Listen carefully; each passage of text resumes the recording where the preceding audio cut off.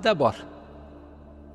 Har bir odam qabristonga boradi, qabristonga borishga Rasululloh buyurganlar. U joyda o'zbek nima qiladi? Qur'on o'qiydi-da. Qaysini o'qisam ekan deb savol beryaptilar. Payg'ambarimiz sollallohu alayhi vasallamdan alohida ismini aytib qilingan tavsiya bor. O'liklaringga Yosin o'qinglar deganlar. Xo'pmi? O'liklaringga Yosin o'qinglar deganlar. Men bir kitobda o'qigan edim. Kitobning nomi hozir sal esimga kelmayapti. Shu Murshidi Solikin bo'lsa kerak.